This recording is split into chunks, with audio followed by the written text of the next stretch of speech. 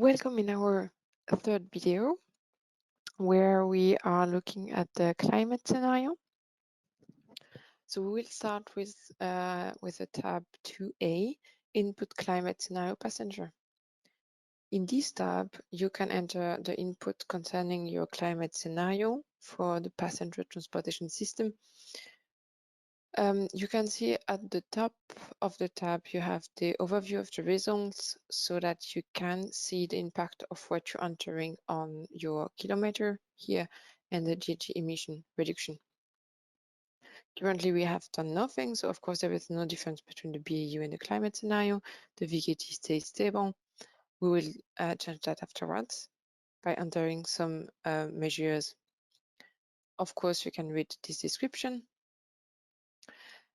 Be aware that you have to choose between two methodologies, as it was the case for input-based and BAU in tab 1A.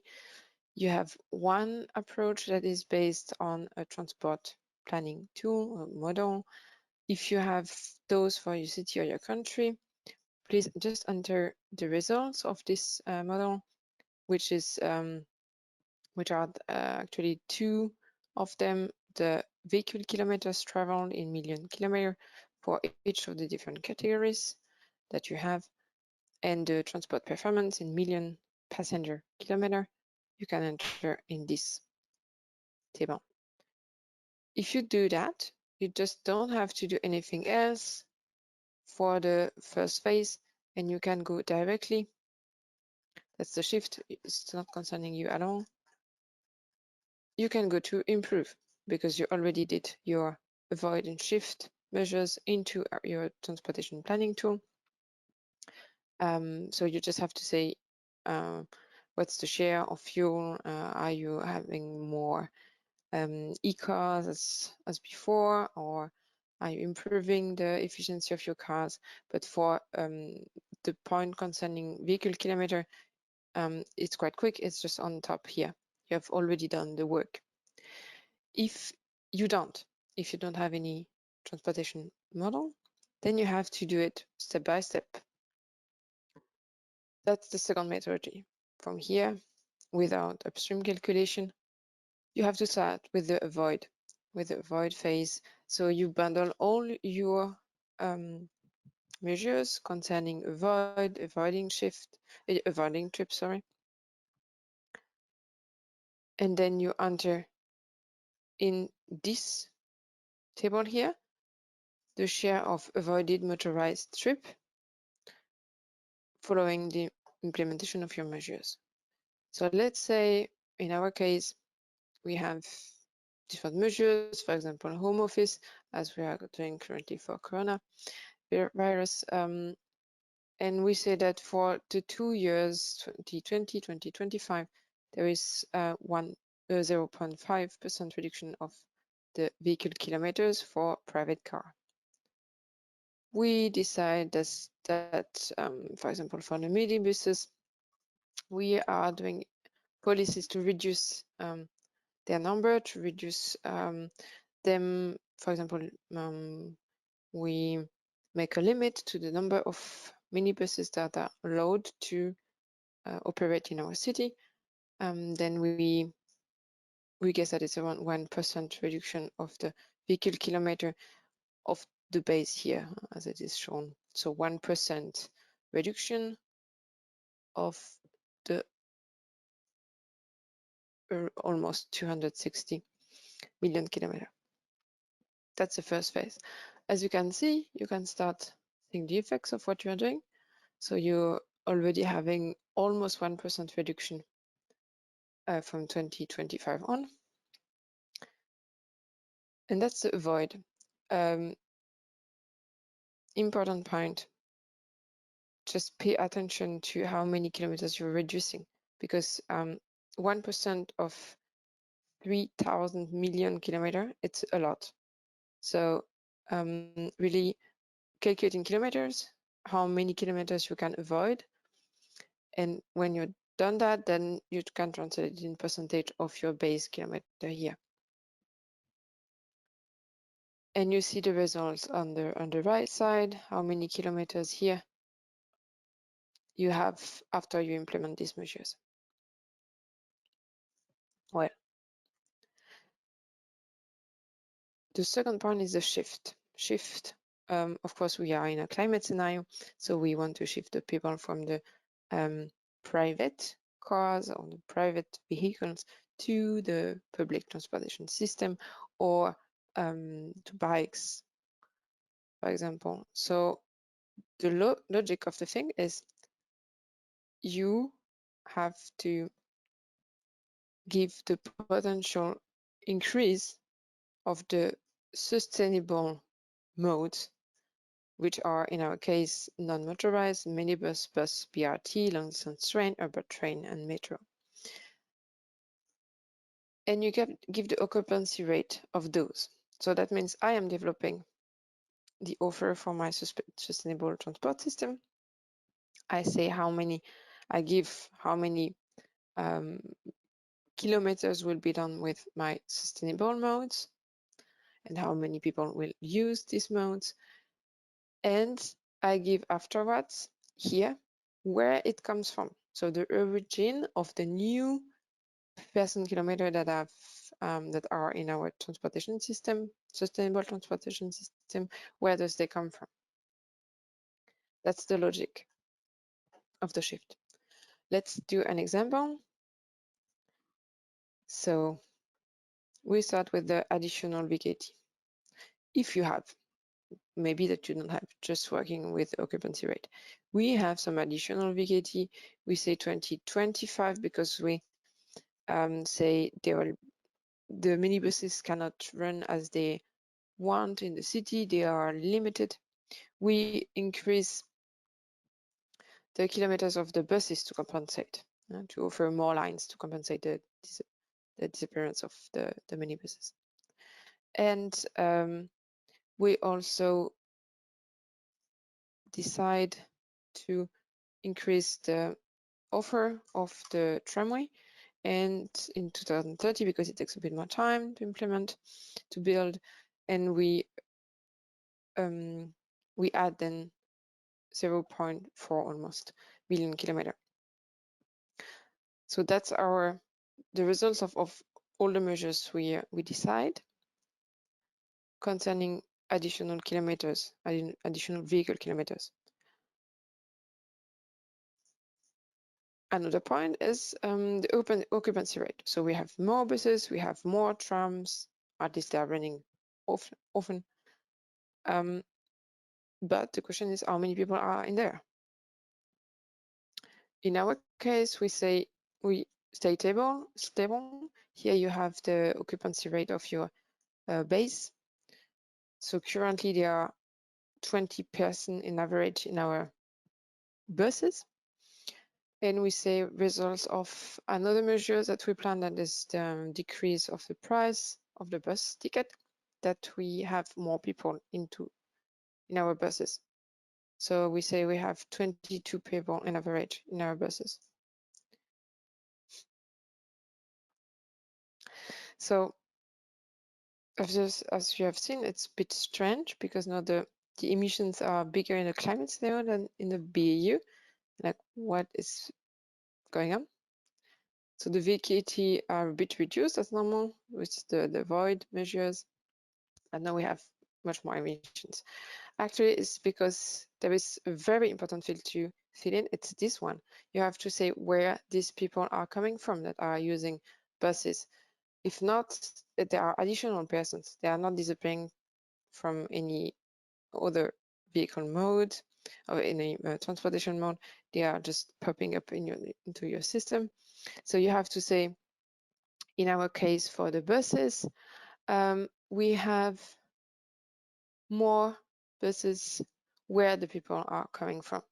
So it's in percentage of the trips. You can just do a survey in your buses on the lines you added, for example, and ask the people which type of vehicle they had before, what they were using for the trips, and enter the results in it. So, for example, I completely made up this result. Of course, I didn't do any survey. 70% of the people are going from private cars, 10 from taxis, and so on and so on. And so we have also to, so once we have done for the buses, we have to do the same for the urban train. Here, I take the occasion to show you a mistake that may be possible, that you don't have actually calculated what does it mean to reduce with 2% or 60% the number of persons that are coming from your original mode. So that means we say that 60% of the persons that are now using the tram were previously car users, private car. And you see the results here. What does it means for you actually in kilometer? And if you say, actually, I say 60% of cars and 10% of taxi, and we have to go to 100, of course. And we say motorcycle, and it's also 5%. And like, oh, what's going on? The value you entered leads to negative vehicle kilometers for this transport mode. Please adjust your input. Actually, you have seen below, if I enter here, it's in red, because if you say that 5% of the new tramway users are coming from the motorcycles, actually the number of kilometers of motorcycles is negative, which of course can't be the reality. So in this case, for example, actually I say there is nobody coming from the motorcycle. Originally, I planned that people are coming from the bus, the minibus, quite a lot from the bus system, because there are a lot of people in the bus system. As you can see, I have very little motorcycle. Most of them were transferred from to the buses. You can check the results afterward and ask you if it makes sense. For example, here it's quite a big step from 15 to 1.2. That would be maybe too big, actually. So just review a bit your values and check if it's rational. In our case, just 10% of the trips of the person that are now in the bus were previously motorcycle drivers, and that makes already quite a lot. So you may say that cannot happen, and we kind of recalibrate. Of course, it's not a perfect science. If you want a perfect science, you have to use a transportation planning tool that's done for that. Here we are just trying to approximate and have a result that we agree with expert guess and surveys and so on, but it will never be perfect. You will have to adjust and think about your results. So now we are through for the first point. So the second point, shift. So you have the results here in terms of million kilometer and person kilometer. You can see the results of your activities here, what you have done, how it impacts the GHG emissions. And you're going to be at the same level as the person that had a transportation model. You're going to improve. So improve means which the consumption of the vehicles, either by using sustainable fuels such as electric cars or hybrid cars or buses. That's the first option. So here you have your BAU values, what you entered, and here you have your climate scenario values. So for the sake of the example, I will change for private cars, for example, and I say that private cars, the VKT share is a bit higher as here in comparison to the BAU. So for example, I give from 2030 on, because we plan to have a measure to increase the share of e-cars more than it was already planned, maybe. And we give new percentages, and we say that we have 15% of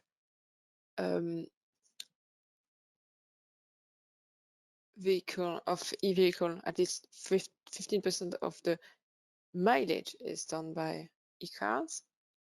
Be aware it's not a question of fleet, it's a question of kilometer. For example, check that you have 100%, I have 100%.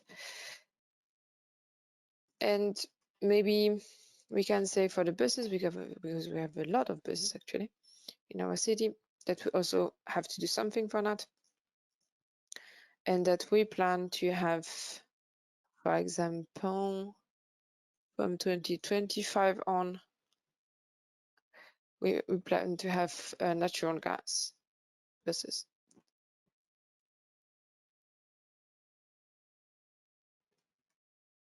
But not so much, because it's quite a expensive technology. You have to have refueling stations and so on. So we plan with 2%. So as you see, you're starting to increase your savings again. And finally, we have the specific fuel energy consumption. On average, your car is consuming less. It may be because of policy to which give a price to the CO2, and you have a correlation with the price of cars, for example. And the tiniest cars, like the compact one, are less expensive than your SUVs at the end of the day. So it could be that you've reduced in average your fuel consumption, for example. And we say instead of 7.5, we have 7.4. And here we have 7. And we finally have 6.5 liter per 100 kilometer for gasoline cars. And maybe we do the same for diesel. And we say 5.5, 5.2, and 5. So, of course, it's possible for all the other ones. In order to be short, I don't do the rest. So you're at the end of your climate scenario passenger. As you can see, it's very quick if you have already the kilometers. So if you have the transportation model, if you don't, it takes a bit more time. Here you can see the results that you have. And we can go to the next, which is the freight scenario. So now we are in the tab 2B, input climate scenario for freight. This is exactly the same. It's the same logic, the same structure. We have on top the results in terms of VKT. As we haven't done anything for the freight sector, we have the same VKT for BAU and climate. We have the GHG emission reductions, of course, 0% environment. You should read the introduction. This is the same warning. This is the first methodology. The second methodology is the same with upstream calculation. So we have a transport planning tool. We just enter the data into these two tables in million kilometers and million ton kilometers. And then we have the results of our measures in terms of mileage and demand. If you don't have it, you have to use the second one without upstream calculation. And then we will just meet at the end at the 3 improve. So as the first one is quite straightforward, I don't do it. As for passenger, I choose the second methodology, the avoid, with avoid first. So we will do a quite simple example in this case to reduce the time for you to look at these videos because it could be a bit long. and you will anyway play with your tool afterwards. So for the avoid, we say in our freight system, we plan to have a reduction of 1% of the motorized VKT for the light commercial vehicles in 2025. This is due, for example, to a new distribution center in the outskirts of the city, which aims to reduce the numbers of kilometers and be more efficient in the tracing of the route. Be aware of the fact that this method is quite, you have seen it, it's a bit uncertain. Now, of course, you don't have any model and you're then doing assumptions using experts, values, surveys, and so on. It's for the fact for passenger, but it's even worse for freight, because of course it's very complicated to plan the effects of measures for such a system that is based on efficiency, on routing, on different companies that are using different strategies. And to plan that without any model is quite complex. So we really recommend to use the first technique, so the first methodology with the tool. If you don't, of course, you have to do with this second one, but be very, very attentive to what you're doing, the numbers you're doing, why you're entering the data. Yeah, it's a very complicated field of freight transportation. So take care of doing the things slowly and checking what it means. And we'll be talking with a lot of experts on this point. The second point, so we have shift, so it's the only thing we plan to have here. There is no other measures in the avoid field. In the shift, we plan to have one measure, which is the increase of the LCV kilometer with, for example, 15 million kilometer.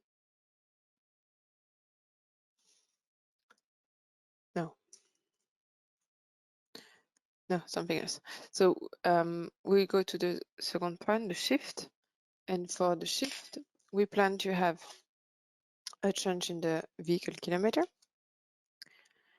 And we focus on trying to reduce the emissions. So we may say that we want to, for example, let's say, shift some LCV to the solo trucks, so that we have a bigger truck that is full, and we reduce then the number of vehicles on the road, let's say in the outskirts of the city, because solo trucks, of course, in the city center, it's not quite cool. So in 2030, we say that we have, for example, 15 million kilometers for solo truck, more because they are transferring from the light commercial vehicle. So we say for the load, actually it's complicated to know how many vehicle will be replaced. What does it mean for the load of each of the vehicles? It's the reason why we recommend using softwares to do it. Like quick calculation is not an easy thing. In our case, we simplify a lot and we say that we increase a bit the average load per vehicle for the solo trucks, because we try to be more efficient, and for the LCV it stays the same. So, sorry, it's 2025. It's a bit misleading. We are working in 2020, 2030. So the two of them are in the same year, even if here we have 2018 to have the base, so you know the values for the load of the vehicles, what you have currently in the system, and you can then say put a bit more, a bit less. That's why it's not lined. Sorry for that, it's maybe a bit misleading. Pay attention to that. And of course, the same as for passenger, then we have to say where it's coming from.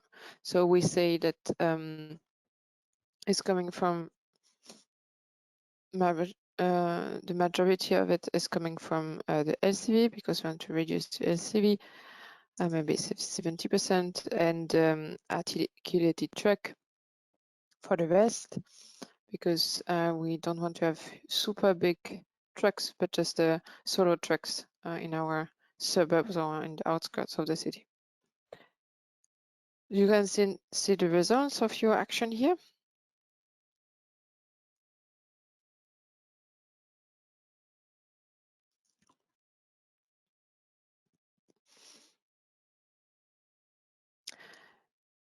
The results are also here in numbers.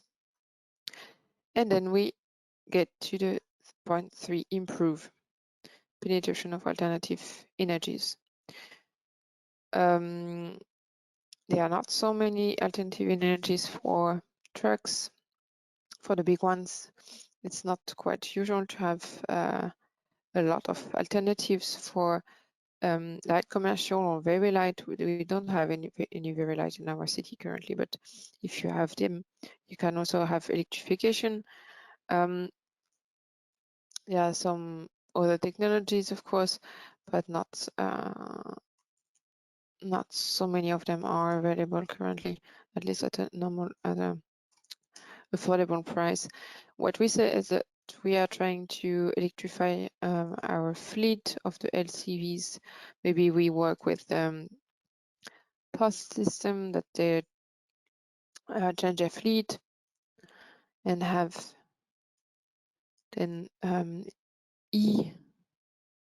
LCVs, for example, so that we can plan a bit what it means in terms of kilometer.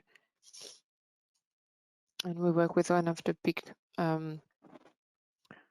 delivery company of the city. So, for example, we say that we are increasing a lot the fleet of electric vehicles. As I remember, percent of the VKT, not percent of the fleet. Huh? And for specific fuel energy consumption, we actually, for example, we don't know how the fleet will evolve. We cannot really say anything. Then you can just let it as it is, or you have some projections. You have talked to the big companies, and they are saying, yeah, we are renewing the fleets every 3 years, so we expect to have better consumption in 20 years or in 10 years, and then you can enter data here. Be aware that you have to make an average on the global fleet. As an example, as we focus on LCV, we are trying to maybe to reduce a bit, but we see it takes a lot of time. So we just start in 2030 to have a result of our measures, to maybe help companies to change their fleet, or maybe just because they can't invest for the moment, but they are planning to do it. So we reduce a bit the consumption, but we say that, for example, it will bring some improvements, but until 2040, and afterwards we can't project, so we just let it as it is in 2040. Just think about the fact that if you don't put any data on that, the software will take this data. So even if there is no improvement after 2040, just put the data again in 2050. If you don't, the system will take this value. Well, we are through. The freight is always a bit easier and we haven't done so many measures, but we can see that we already have some improvement, definitively. Not so much in 2025 because we just started in 2025, of course, but on the long run, it's paying to, in our case, focus on LCV. We don't focus on anything else. So as you see, solo trucks are not improving at all, almost not. And utility truck is exactly the same, almost, because we have transferred a bit of them, but very few. Well, you're through. You're through. And to end this videos on the climate scenario, the entire series, we go to the 3, because then we see all our results. We see everything what we have done so far. Is the final tab, let's say for the users. You have the definition as always. Here you have to choose, I talked about it in the first video with the PowerPoint presentation. You have to choose between the type of GHG emission that you want to have, either tongue to wheel or well to wheel. In our case, we want to have the well to wheel actually. So the well to wheel includes the production of the energy production. And we have first on the right side the inventory. You have for road and rail, you have the cars that are doing like taking almost 40%, LCVs, the truck and buses, and as you see, motorcycles and rail are really low. Rail, you have emissions because of course you are in well to well. If you're in tank to wheel, you can see that it's disappearing because of course electricity. You don't have emissions by using the electricity into the cars, but you have emission because you produce electricity. So here it's appearing in the rail. So rail is currently for us tramway. You have the result here. And in megaton CO2 here. And you have afterwards the results of the scenario. So BAU and climate. You have in this table the total GHG emissions in the BAU and in the climate scenario for the different years up to 2050. You have the differentiation between passenger and freight. So you can see that we have reduced quite a lot the passenger emissions, but we also had quite an effect on the freight. So we are kind of almost on a balance between freight and passengers right now. You have the reduction here given in numbers for the difference between BAU and climate scenario. So we end with 17.4% reduction in 2050. But we already have as you have seen, we have done a lot in 2025 actually. So the biggest jump is here from 5% reduction to almost 14% reduction. Here you have, if you needed the accumulated GHG reduction, GHG emissions reduction in 1,000 ton,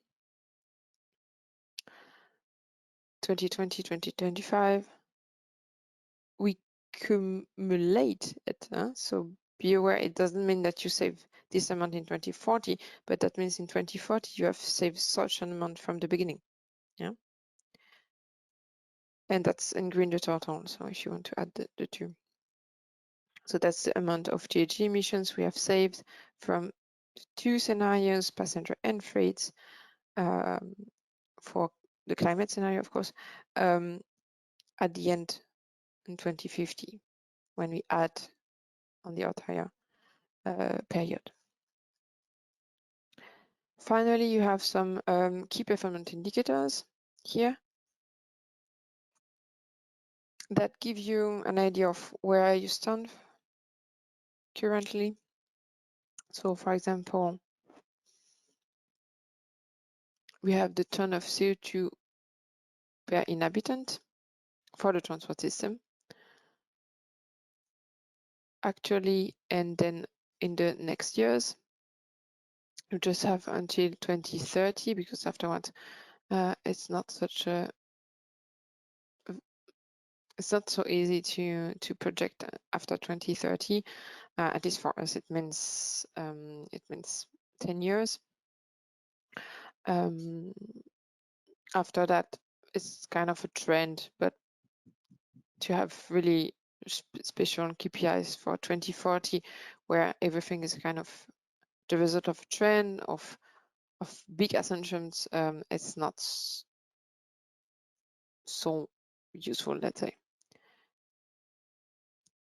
You have in green here the different KPIs that are required for the MYC report, so you can use them directly. You can see 3 of them that are not given because they are not in the tool. It's something that's not calculated with by the tool. It's the accidents, the number of people in the service area of public transport, and the average commercial speed. Of course, it's not at all the subject of our tool, but we have a space here so that you can enter the data and have in one table all the KPIs you need for MYC. So we have the general KPIs, the passenger transportation KPIs, and the freight transportation KPIs. You always have the indicators, the explanation of it, and the unit. So you can go through it and look at the different ones and ask yourself, does it make sense? Is this what I want to achieve? To, of course, do a workshop maybe with other persons of your city or of your country or the ministries to see if they agree with that, if it can be taken as a political goal, for example. In our case, we have, for example, if we take the share of individual traffic in passenger transport in percentage of the PKM, so model split actually, we have individual and public here. We have individual at the end, which is 40%, and the public transport is 60%. So it's quite a good result actually. We start by almost 50-50, not entirely, but almost. So which is already quite okay. But we are kind of ending with a good result. So you have to talk with your other persons to see if it's reasonable to have such a result, and if you want to give you this goal, and you can follow then within the years. If you do this exercise again, and that you change the base year, and you do eventually the projection, the BAU projection again, you can compare with the different versions and see in which way you reach your goals or you didn't, or where you stand actually. So that's all for this video. The final one is the one for expert version, let's say. You can decide if you want to see it or not. There are some tabs here that can be used. Much of them is really quite specific stuff. You, as a normal user, you absolutely don't have to do anything in the gray tabs. So feel free to look at the video, see if it's interesting for you or not, the expert video. So now we are at the end of the video for using the tool. Thanks for seeing the entire time, so that you've seen all the videos. It's quite difficult tool. I hope now you understand how it works and you had fun to learn, and you will have fun to use it. If you have any problem, don't hesitate to contact the MYC Secretariat, and I wish you all the best. Have a very good day.